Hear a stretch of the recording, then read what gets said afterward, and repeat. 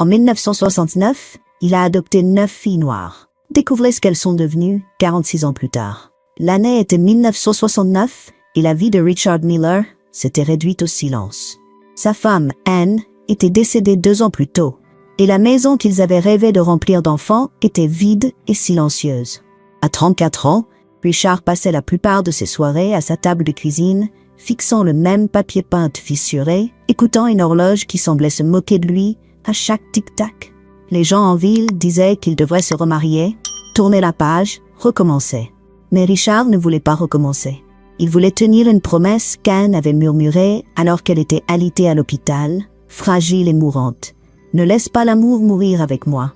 Donne-lui un endroit où aller. » Cette promesse l'a conduit, un soir trempé de pluie, à l'orphelinat St. Mary, à la périphérie de la ville. Il n'avait pas prévu de s'y arrêter. Son camion était simplement tombé en panne à proximité. Mais en entrant pour demander un téléphone, le son étouffé de bébés en pleurs l'a attiré dans un couloir sombre. Dans une petite pièce, des berceaux étaient entassés en rangées, et à l'intérieur, 9 bébés filles, toutes à la peau foncée, avec de grands yeux marrons et des bras fragiles, tendant les mains vers quiconque pourrait les prendre. Elles ne pleuraient pas à l'unisson. C'était un chœur de désespoir, désordonné, poignant. Une jeune infirmière a remarqué son regard. « Elles sont arrivées ensemble, dit-elle doucement, abandonnées sur les marches d'une église en pleine nuit. Pas de mots, pas de nom, juste 9 nourrissons enveloppés dans la même couverture. » Richard était pétrifié. 9. Comment pouvait-on abandonner 9 vies ainsi? L'infirmière baissa encore la voix. Personne ne veut d'elle. Les gens viennent prêts à en adopter une, peut-être 2, mais jamais toutes. Elles seront séparées, tôt ou tard. Le mot « séparer » le transperça. Il pensa à la promesse d'Anne, à l'amour qu'il fallait laisser grandir. Il pensa à la façon dont Anne parlait toujours de la famille, non pas comme une question de sang, mais de choix. Quand Richard prit enfin la parole, sa voix tremblait. Et si quelqu'un les prenait toutes? L'infirmière faillit rire. Toutes les 9? Monsieur, personne ne peut élever 9 bébés. Pas seul, pas sans argent. Les gens penseront que vous êtes fou. Mais Richard n'écoutait plus. Il s'approcha des berceaux, et l'une des bébés, les poings minuscules serrés, le fixa avec une intensité surprenante, comme si elle le connaissait déjà. Une autre tendit la main vers sa manche, et une autre sourit, montrant ses gencives. Quelque chose se brisa en lui. La douleur qu'il portait se transforma en quelque chose de plus lourd, mais de vivant. La responsabilité. « Je les prends !» murmura Richard. La paperasserie fut une bataille. Les travailleurs sociaux qualifièrent cela d'imprudent. Les proches le traitèrent de fou. Les voisins chuchotaient derrière leurs rideaux. « Que fait un homme blanc avec 9 bébés noirs ?» Certains murmuraient des choses plus sombres. On l'avertit au sujet de l'argent, des moqueries, de la ruine de sa vie. Mais Richard ne s'y pas. Il vendit son camion, ses outils, même les bijoux d'Anne. Il supplia pour des heures supplémentaires à l'usine, répara des toits le week-end, travailla de nuit dans un dîner. Chaque dollar allait au lait maternisé, aux couches, au berceau qu'il construisit de ses mains. La maison se remplit de chaos, de nuits sans sommeil, de biberons bouillants sur la cuisinière, de cordes à linge ployant sous 9 ensembles de vêtements de bébé. Il apprit à tresser les cheveux avec des doigts maladroits. Il apprit quelle berceuse calmait quel enfant. Il apprit à compter leur respiration dans le noir quand la peur l'empêchait de dormir. Et chaque jour qui passait, les murmures s'amplifiaient. Les parents au parc rapprochaient leurs enfants. Les étrangers le dévisageaient dans les magasins. Un homme cracha une fois à ses pieds et dit « Tu le regretteras ». Mais le regret ne vint jamais. À la place, vinrent des moments. La première fois que les 9 rirent ensemble, un son si pur qu'il ébranla les murs. La vue d'elles rampant en file dans le couloir comme un train vivant. Le poids silencieux de 9 petits corps endormis contre lui après qu'une tempête eût coupé l'électricité. Elles étaient à lui et il était à elles. Richard savait que le monde ne cesserait jamais de questionner, de douter.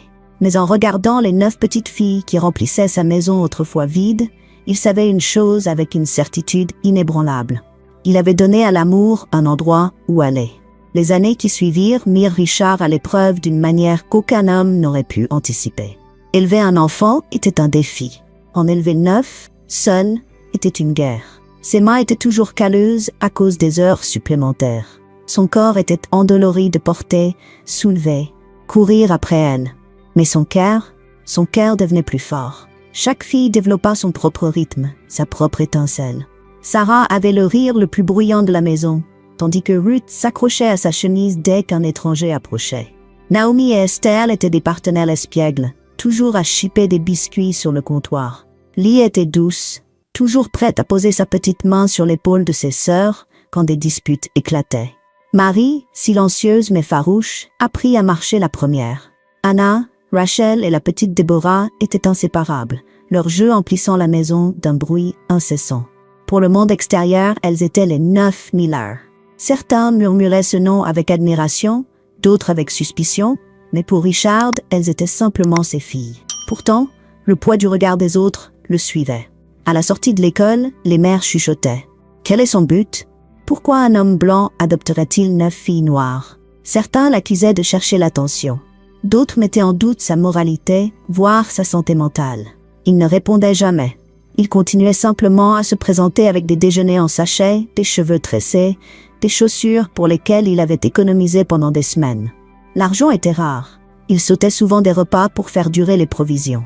Il raccommodait les mêmes chemises, jusqu'à ce que le tissu devienne fin comme du fil. La nuit, quand la maison était enfin calme, il s'asseyait à la table de la cuisine, les factures empilées comme des ennemis, la tête dans les mains. Et pourtant, il ne laissait jamais ses filles voir le désespoir. Quand elles le regardaient, elles voyaient de la force, et cela lui redonnait de la force. Il y eut aussi des moments de grâce, des moments qui les unissaient plus fort que le sang. Des anniversaires avec des gâteaux faits maison qui s'effondraient au milieu.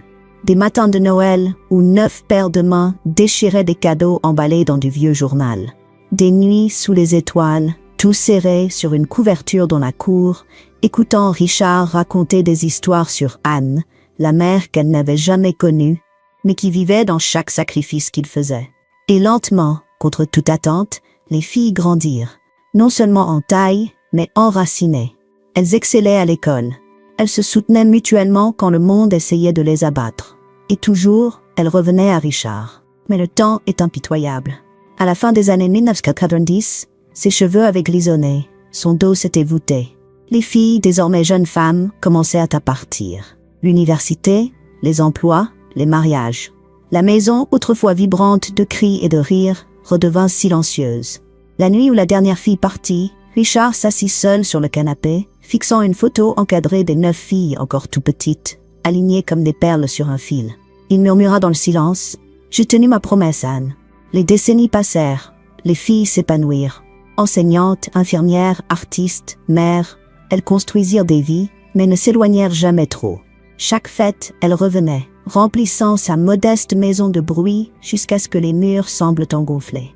Et à chaque fois, Richard s'adossait, les yeux humides, émerveillé par le miracle qu'il avait été assez fou et assez courageux pour choisir. Aujourd'hui, 46 ans plus tard, en 2025, Richard était assis dans un grand fauteuil, les rides sur son visage profondément marquées, son corps fragile, mais ses yeux toujours clairs. Autour de lui, 9 femmes, plus des filles, mais des femmes rayonnantes et confiantes, vêtues de robes crème assorties, l'entouraient. Leurs bras reposaient sur ses épaules, leurs visages proches, leurs sourires éclosant comme des fleurs. Les photographes mitraillaient. Le monde regardait. Un titre s'affichait en gros sur les médias. En 1969, il a adopté 9 filles noires. Découvrez-les maintenant. Mais pour Richard, il ne s'agissait pas des gros titres. Il s'agissait de ce moment, le cercle enfin bouclé. Les bébés que personne ne voulait étaient devenus des femmes admirées par le monde. Et lui, l'homme dont tout le monde doutait, avait vécu assez longtemps pour le voir. Grâce, l'une des filles se pencha vers lui et murmura « Papa, tu as réussi, tu nous as gardés ensemble. » Ses lèvres tremblèrent en un sourire. « Non, murmura-t-il en retour, sa voix fragile mais ferme. Nous l'avons fait. L'amour l'a fait. » La pièce plongea dans le silence alors que chaque fille se penchait, se pressant contre lui. 9 femmes fortes entourant le corps frêle de l'homme qui les avait choisies quand personne d'autre ne l'avait fait. Et pour la première fois en 46 ans, Richard s'autorisa à pleurer sans le cacher. Car la promesse n'avait pas seulement été tenue, elle avait éclos. Si vous avez aimé cette histoire, n'oubliez pas de lui donner un pouce levé et de cliquer sur le bouton d'abonnement pour d'autres récits émouvants, dramatiques et inattendus. Et dites-nous dans les commentaires, d'où dans le monde regardez-vous? Nous adorons avoir de vos nouvelles. À la prochaine, restez bienveillants, curieux et continuez à regarder.